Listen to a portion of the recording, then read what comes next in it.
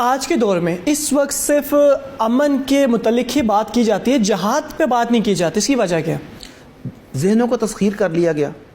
اب امن ممکن کیسے ہوگا؟ اس کے لیے چھوٹا سا ایک لطیفہ نما واقعہ ہے کہ کوئی آدمی کسی گاؤں میں گیا تو اس نے گاؤں کے چوکیدار سے پوچھا کہ اس گاؤں کے لوگ کیسے ہیں؟ اس نے کہا بہت نیک، ایماندار، سچے۔ مجھے کہتا ہے 6 سال ہو گئے ہیں یہاں پر، کبھی کوئی چوری نہیں ہوئی، کبھی کوئی جھگڑا نہیں ہوا، اتنے اچھے لوگ ہیں۔ اس آدمی نے کہا یہ تو واقعی کمال کی بات ہے، مگر یہ اگر اتنے ہی اچھے ہیں تو تمہارے ہاتھ میں ڈنڈا کیوں ہے؟ اس نے کہا انہیں اچھا رکھنے کے لیے۔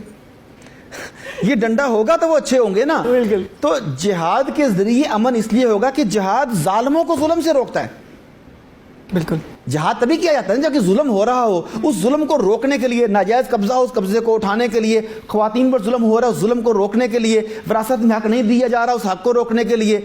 اسلام بیسیکلی ظالم کا ساتھ نہیں، مظلوم کا ساتھ دیتا ہے، اور مظلوم کا ساتھ دینے کے لیے، ظالم کے سامنے کھڑا ہونے کے لیے آپ کو سینہ تاننا پڑتا ہے، آپ کو جہاد و قتال کا راستہ اپنانا پڑتا ہے۔ مگر ہمیں الجھا دیا گیا چند فکروں میں۔ حیا آنکھوں میں ہوتی ہے جی، پردہ تو آنکھوں کا ہوتا ہے۔ ہمیں بتایا گیا جو بھی آپ نے کہا کہ اسلام امن کا دین ہے۔ اب امن کیسے قائم ہوگا اس کی بات نہیں کی گئی۔ ہمیں یہ تو بتایا گیا کہ رسول پاک صلی اللہ علیہ وسلم کتنے دن اچھی کھانا نہیں کھاتے تھے، ان کے کپڑے کیسے تھے، مگر یہ نہیں بتاتے کہ ان کے پاس تلواریں 9 تھیں، یہ نہیں بتاتے بچیاں 5 تھیں، یہ نہیں بتاتے جنگی گھوڑے کتنے تھے۔ جو بتانے والی باتیں ہیں وہ جان بوجھ کے ہمارے سلیبس سے نکالی گئیں، مسجد کے ممبر و محراب سے نکالی گئیں تاکہ ہم اپنی اصل کو نہ پہچان سکیں۔ اب اگر مسجد کے ممبر و محراب یہ نہیں کر رہے، اب اگر اسکول و کالج یہ نہیں کر رہے، تو بطور پیرنٹس یہ میری اور آپ کی ذمہ داری ہے کہ ہم اپنے بچوں کو اسلام کی اصل روح سے، اصل اسپرٹ سے آگاہ کریں، ورنہ سر اٹھا کر نہیں جی سکیں گے۔ اگر کسی مسلمان کے سامنے اسلاموفوبیا کا عمل ہوتا ہے تو اس کو کس طرح کا رد عمل دینا چاہیے؟ دیکھیں یہ تو سچویشن کے مطابق ہے۔ کچھ جگہ پر ایسا ہے کہ آپ اپنے اخلاق سے انہیں بن کر لیتے ہیں، کچھ جگہ پر ہے کہ دوسرے نے زیادتی بھی کی مگر آپ اس زیادتی کو اگنور کر کے گریٹر کاز کے لیے، بڑے مقصد کے لیے اسے اگنور کر کے اس سے پھر زیادہ بھلائی کا معاملہ کرتے ہیں۔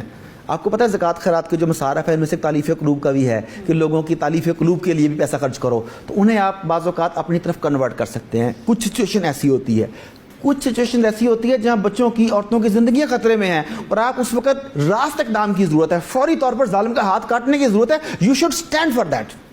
دیکھیں عائشہ صدیقہ رضی اللہ تعالیٰ عنہا سے کسی نے پوچھا کہ رسول پاک کے اخلاق کیا تھے، انہوں نے کہا وہ مجسم قرآن تھے۔ بالکل۔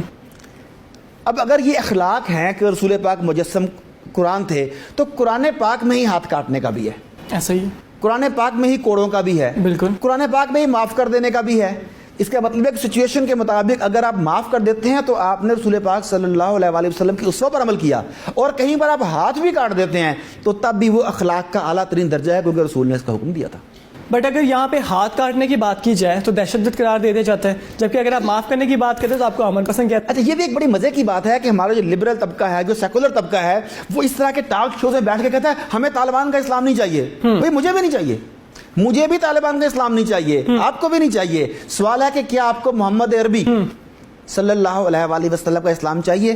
تو محمد عربی صلی اللہ علیہ وآلہ وسلم کے اسلام میں ہاتھ کاٹنے کا بھی ہے، گردن کاٹنے کا بھی ہے، گھوڑا کاٹنے کا بھی ہے، شرعی حدود بھی ہیں۔